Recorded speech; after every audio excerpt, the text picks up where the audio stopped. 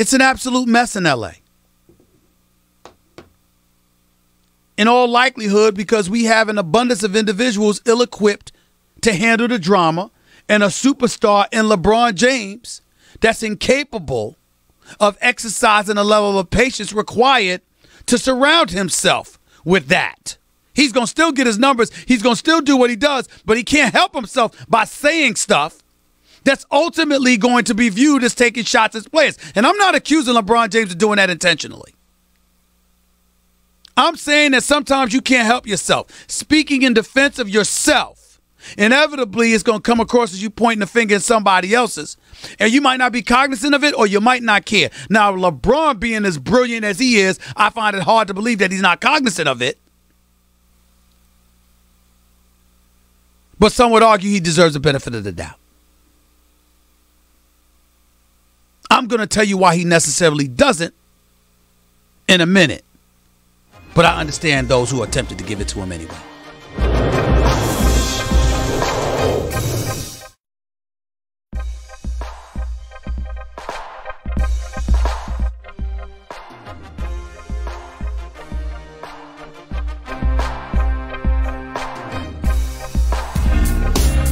The Stephen A. Smith Show on ESPN Radio is presented by Progressive Insurance. Guests on the Stephen A. Smith Show appear via the Shell Pennzoil Performance Line. And you can always get in touch with the show through the 1-800-Flowers Twitter feed.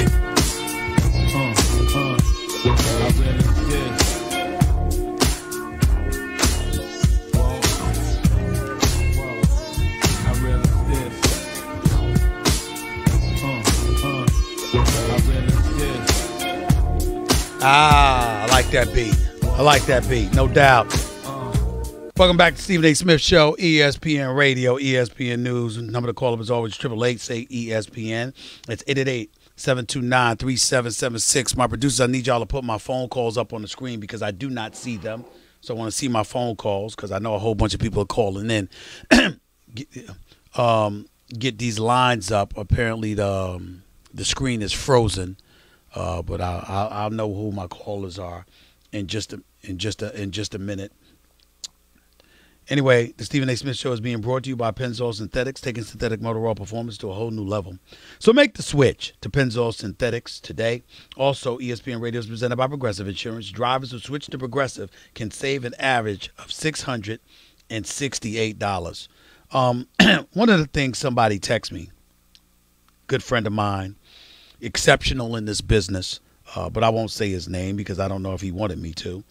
But he sent me asking me a question. He said, are you aware that after failing to make the playoffs all of these years, in this abysmal year again now, the Lakers are raising ticket prices 20 to 30%?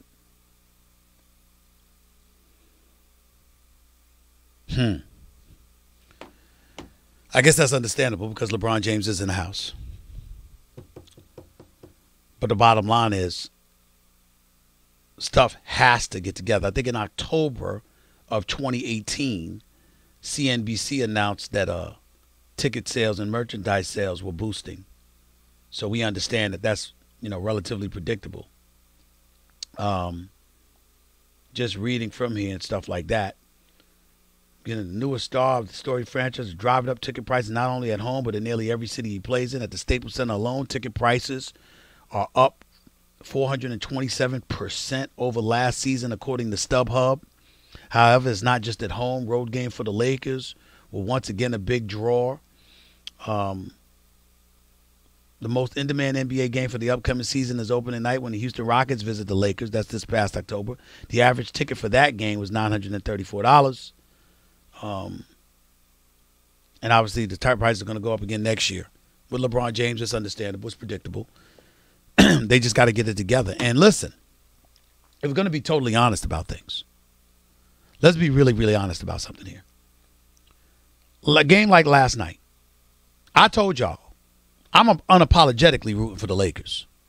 I want them to succeed. I think basketball is better when the Lakers are relevant in the postseason. It's certainly better for my quality of life because I get to be in L.A. Sunshine, palm trees, all of that good stuff. Magic Johnson is not just somebody that I know, a former colleague at ESPN. He's my friend and brother. Got nothing but love for him. And I'm root for him every day, all day, unapologetically, I might add. But that's not going to prevent me from calling it like I see it. I don't know whether Rob Pelinka was in the building last night.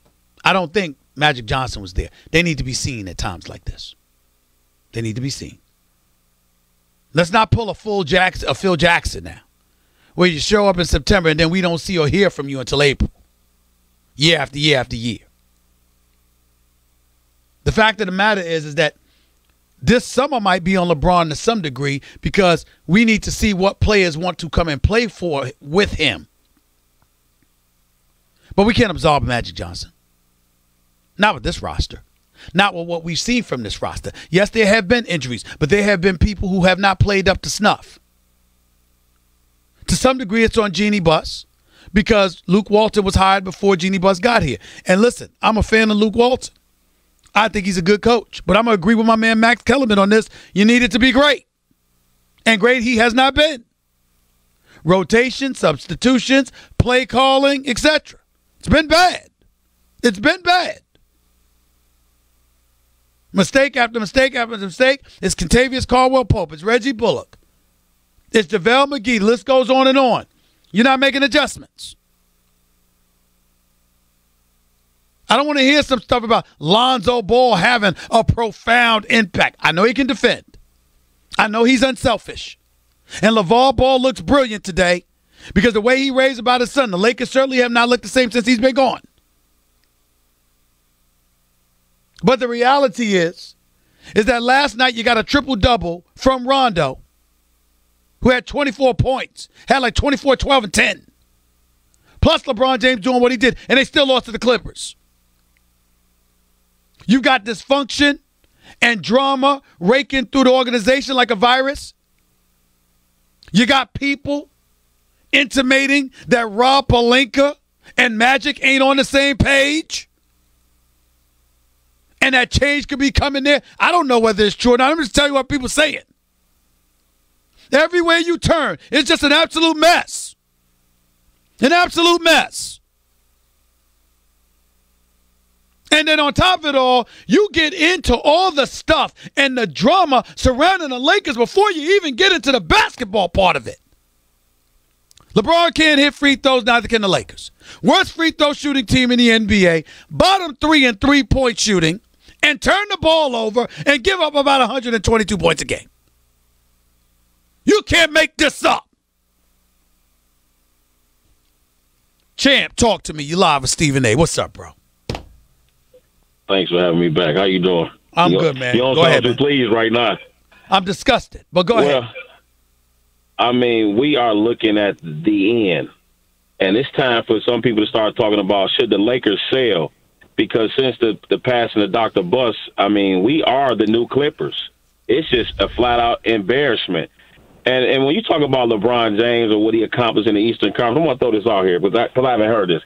Joakim Noah, Dwight Howard, and Derrick Rose and Dwayne Wade was your all-NBA players, first team, when LeBron James was the Eastern Conference. The last time it was the Eastern Conference all-NBA first-team player was in 2014 with Joakim Noah. That tells you the type of level of competition he was facing night in and night out with these stacked teams he had in the Eastern Conference. And here it is, his first year in the Western Conference, you telling me he can't get to the playoffs? I'm not buying the injury because with LeBron James on the court, they are an under 500 basketball team. But everybody in the media for the last 8 years plus said no matter where LeBron goes, they are automatic ticket to the NBA Finals.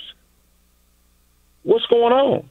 Well, I wouldn't say that about this year. Nobody thought he was automatic this year going to the finals, but I will tell you, I certainly thought that they would go deep into the playoffs, and I thought I was right on course before the injury took place. Having said all of that, here's what I will agree with you about, Champ. To go to the NBA Finals for 8 straight years in the Eastern Conference, where, listen, we all know that it was the weaker conference. For your first year to be out west and for you to not even make the playoffs, that stains you. I don't give a damn what anybody says. That has to stain him. That has to stain him. No question. But I want to get this off, and I've been saying this. I've been on record on several occasions. I've been called the biggest hater. And you got to let me say this. And Isaiah Thomas, championship caliber team versus LeBron, Isaiah wins. A Larry Bird championship caliber team versus LeBron, Larry Bird wins. Michael Jordan, Kobe Bryant, Akeem Olajuwon, Tim Duncan, Kareem Abdul-Jabbar. The list go on. Kevin Durant, Steph Curry. This man is Michael Jordan numbers on paper. When you watch him play, he's Scottie Pippen in the biggest moments in basketball. He's not a top 10 player of all time. His brand is top 3 all time. His numbers is top 3 all time. But the basketball player with your own eyes, the guys who are afraid to talk about him, former players, current players, he's not a top 10 player of all time. And it's on display right now. He had 24, 10, and 12 from Rondo last night. He had his numbers. But when the game matters the most, LeBron James is a flat-out ghost. We've been watching the Truman Show since 2003. It's over, it's done with, and it's been exposed in Hollywood. And I'm sick of it. Well, I wouldn't go that far. That's what I wouldn't go that it's far. Over. I would. No, I'm saying you can say that now, but I wouldn't act like stuff is fraudulent. We saw what he did against the Pacers in the playoffs. We saw what he did against Toronto in the playoffs. There have been times when LeBron James has shown up in clutch moments, and those players who would be hesitant to talk about him, they never did what he did. Not all of them. Some of those players, and you also got to remember the Isaiah Thomases of the world and a few other Hall of Famers. They do talk about this man with reverence. They do talk about the greatness, the transcendent talent that LeBron James is. There are things to be critical about, and me personally, I think the biggest thing that hurts LeBron is that he's so addicted to trying to control the narrative that it's come back to bite him. Because the fact of the matter is there are times when he deserves the praise and there are times when he doesn't. But because his support base is so sensitive about every little thing that's said about him, as a result, it makes you want to say, wait a minute. This man is praised far more than y'all realize or y'all are willing to acknowledge. Stop babying him. And Champ is a person that ain't about to baby LeBron James. That's what I think it is. I want to throw something out here for my fellow Detroiter. Last thing. Detroit Southwestern played for the #1 high school team ever to me in 1990 Southwestern. Jalen Rose.